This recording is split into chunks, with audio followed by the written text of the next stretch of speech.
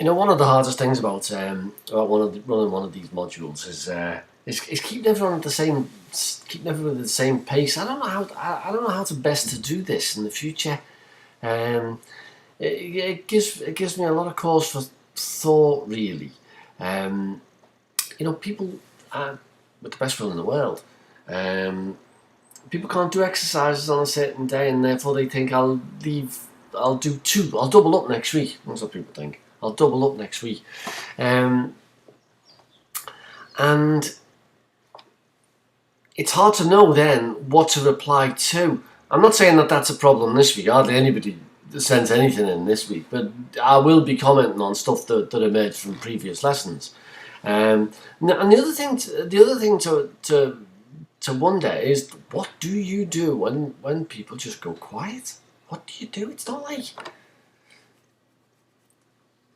well, in class there's a certain discipline to not being there. You feel embarrassed the next time you show up, but with online courses, if you don't show up for 2 weeks, that's more reason why you're not going to show up at all.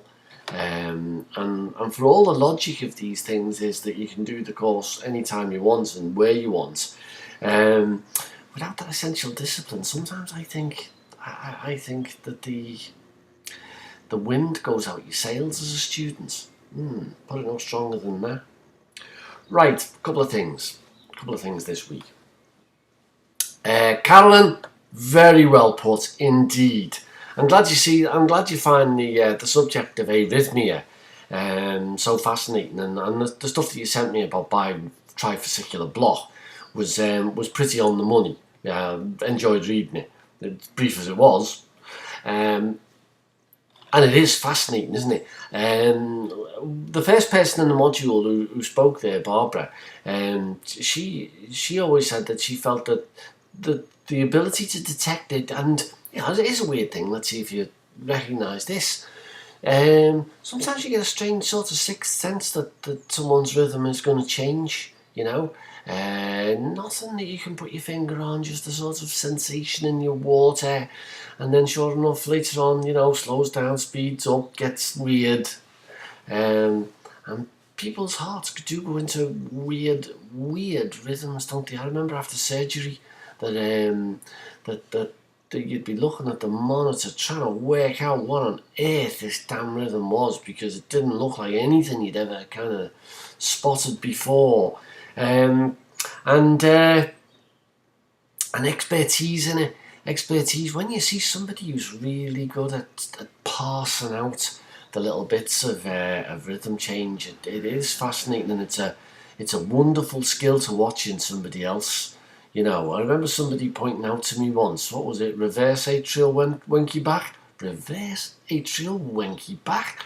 Even now, if you put a pistol to my head and said, describe the features of reverse atrial winky back, I'd have to say, shoot me. Because, yes, cornerstone of successful coronary care nursing. And yes, you put all the pacemaker codes in there. Nice, Carolyn. Well done. So the only other correspondence that I've had this week is around about assignments. There we have our friend in Tyneside, our correspondent in Tyneside. She's on a maternity leave now, and there she is. She's getting her essay ready, well ahead of you other crowd. Nice one. Love to see it. Don't forget, everybody, that there's a folder in the Blackboard there where you can see other people's essays. That's very, very instructive. Our correspondent in Tyneside hasn't quite gone down the typical route, but let 100 flowers bloom. As long as it meets all the learning outcomes, who am I to argue? The question, you've got to allow in student essays a question of style. And it was very, very gratifying to see the initial steps that have been put forward there by our friend North in Tyneside. Now, as for Aintree, well, you've got your own series of problems, haven't you?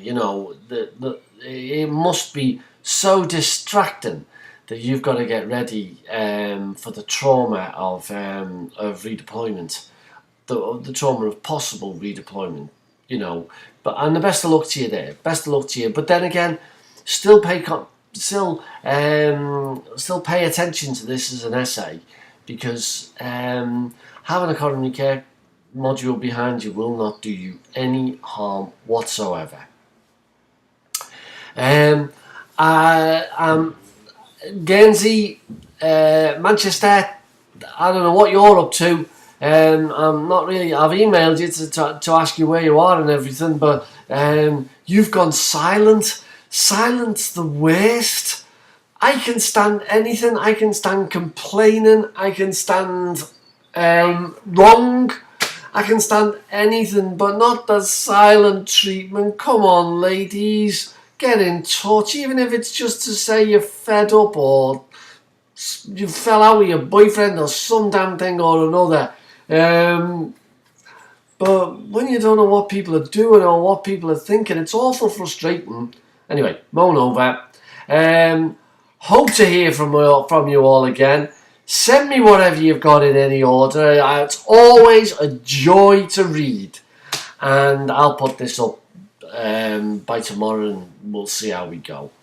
So, for those of you who've written in, thank you. For those of you who haven't written in, well, I'm sure I'll get something. Speak to you soon, everyone. Ta-ta.